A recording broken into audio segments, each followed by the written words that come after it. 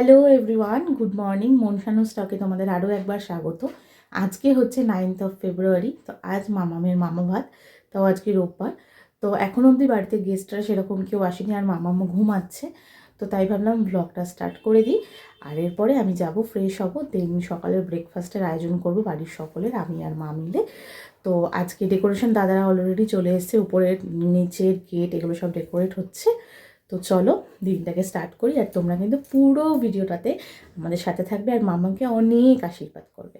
তো চলো দিনটাকে স্টার্ট করা যাক। তো এই হলো ছাদের ডেকোরেশন, যেখানে সমস্ত প্রোগ্রামটা হবে।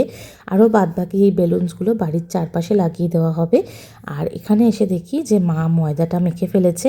তো বললাম, মা তুমি চটপট করে বেলে দাও, আমি লুচিগুলো ভেজে নিই, কারণ এরপরে আবার শর্মিষ্ঠা চলে আসবে আমার হেয়ারস্টাইল করার জন্য। তারপরে আমাকে নিজের মেকআপটা করতে হবে। আর পুচকিকে নিয়ে সংসার, বুঝতেই পারছো, সমস্তটা তাড়াহুড়ো করে ওর মতো করে আমাদের করে নিতে হয়। আর দেখো বলতে বলতে ও চলেও এসেছে আর হেয়ারটা ড্রাই করে নিচ্ছে এখন। আর দেখো এইটা হলো আমার ফাইনাল মেকআপটা করতে আমার জাস্ট 10 মিনিট লেগেছে।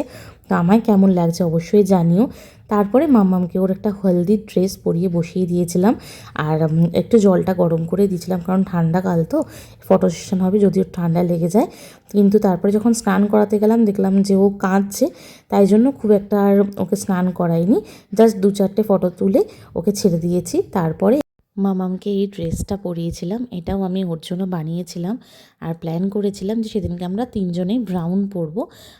তো দেখো ওকে এরকম একটা ওড়না পরে মুকুট পরে কেমন লাগছে অবশ্যই জানিও কিন্তু। আর এদিকে দেখো এখন হবে মামা ভাত। তো সবাই ওই জন্য সেখানেই জড়ো হয়েছে। আর এখানে দাদা আসবে, তার আগে আমার জামাইবাবু আরও কিছু ফটো তুলে নিচ্ছে। আর আমি বললাম আমি এরপর তো আর সময় পাবো না, তাই আমারও কটা ছবি তুলে দাও মামামের সাথে। তো সেই জন্য আমিও এখানে কয়েকটা ছবি তুলে নিলাম ওর সাথে। তো তারপর মামামের একটু খিদেও পেয়ে গেছিলো, তো দাদাভাই ওকে খাইয়ে দিল।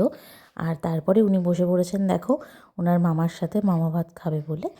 আর এখানে সমস্ত কিছু সাজিয়ে দেওয়া হয়েছে। প্রথমে মা ওকে আশীর্বাদ করে নিচ্ছে, আর তারপরে দিয়ে দিল ওর গিফটটা। আর গিফটটা নিচ্ছে দেখো, যেন দেখছে ভালো করে পছন্দ হয়েছে কি হয়নি। তারপরে আমি ওকে মা বাবার দেওয়া নেকলেসটা পরিয়ে দিলাম। আর তারপরে এখন আশীর্বাদ করছে আমার মাসি। আর মাসি আশীর্বাদ করার পর মাসি যখন গিফটটা দিল ওকে, ওর যা রিয়াকশান ছিল, আমরা সেই মুহূর্তে সবাই আসছিলাম যে তোমরাও একটু দেখো যে ওকে যখন ওকে গিফটটা দিচ্ছে, দেখো এমনভাবে নিল যেন দেখলো যে পছন্দ হয়েছে কি হয়নি। আর এখানে দেখো ফটো সেশনও চলছে। দাদা চেষ্টা করছে খুব করে যাতে ও ক্যামেরার দিকে তাকায়। আর তারপরে ওকে এখানে আমার দিদিভাই আশীর্বাদ করছে। আর দিদিভাই আশীর্বাদ করে ওকে একটুখানি পায়েস খাইয়ে দিয়েছিলো, যদিও ওকে কেউই মানে আমি স্ট্রিক্টলি বারণ করেছিলাম যে সেরমভাবে কিছু না খাওয়াতে, জাস্ট মুখে একটু ছুঁয়ে দিতে। তারপরে এখানে আমার বড়দি ওকে আশীর্বাদ করছে। তারপরে আমার মেজদি আশীর্বাদ করছে। তারপরে আমার ছোটদি আশীর্বাদ করেছে। আসলে জানো তো আমাদের জয়েন্ট ফ্যামিলি এবং আমাদের পরিবারটা কিন্তু অনেকটা বড়। তাই সবাই যখন এক হই তখন আমাদের পরিবারের লোকই মোটামুটি প্রচুর জনের কাছাকাছি হয়ে যায়। তখন মনে হয় বাইরের লোকের আর দরকারই নেই। তারপরে এখানে যিনি যাকে আশীর্বাদ করতে দেখছো, ইনি হলেন আমার বম্মা। তো বম্মা ওকে আশীর্বাদ করছে। আর বম্মা ওকে ভীষণ ভালোবাসে, তাই মন থেকে আশীর্বাদ করছে। এই মানুষগুলোর আশীর্বাদগুলোই আমার মাম্মামের জন্য সবথেকে বড় গিফট। আর তারপর দেখো উনি কিন্তু গিফটও পেয়ে গেল, আবার নিজের গিফটটা কিন্তু ভালো মতো করে দেখে নিচ্ছে। মানে কি বলবো আর বলো, এরম কেউ করে? এখানে ওর বড় মামি ওকে আশীর্বাদ করছে, তারপরে আমার এক মামা ওকে আশীর্বাদ করে। এখানে সকলেই আশীর্বাদ করছে। আর দেখো যাতে মুখে না যায় তাই জন্য মামা ভালো করে পায়েসের বাটিটা থেকে পায়েসটা ঝেড়ে নিল।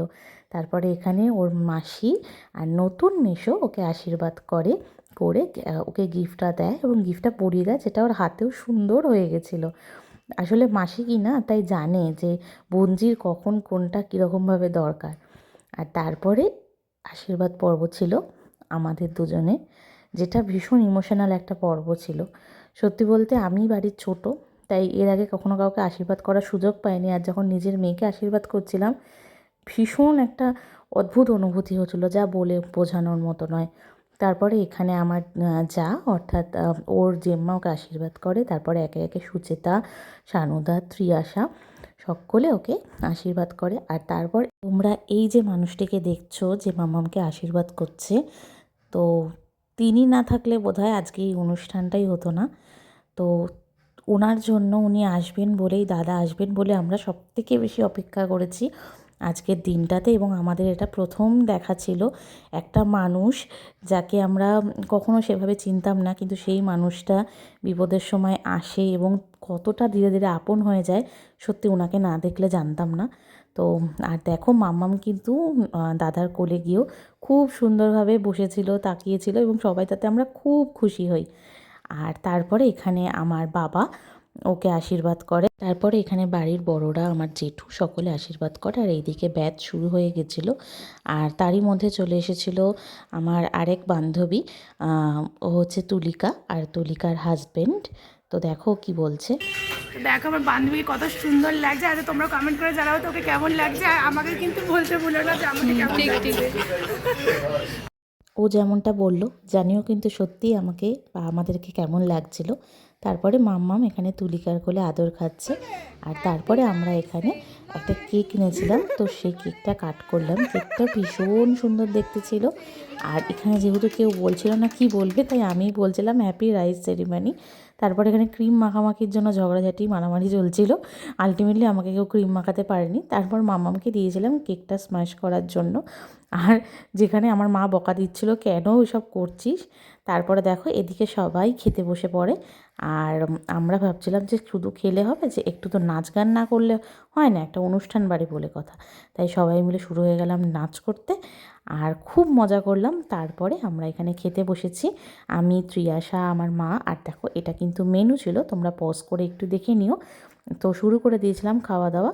তারপর সন্ধ্যা হতেই আস্তে আস্তে সবাই বাড়ি ফেরার পথে রওনা দিল।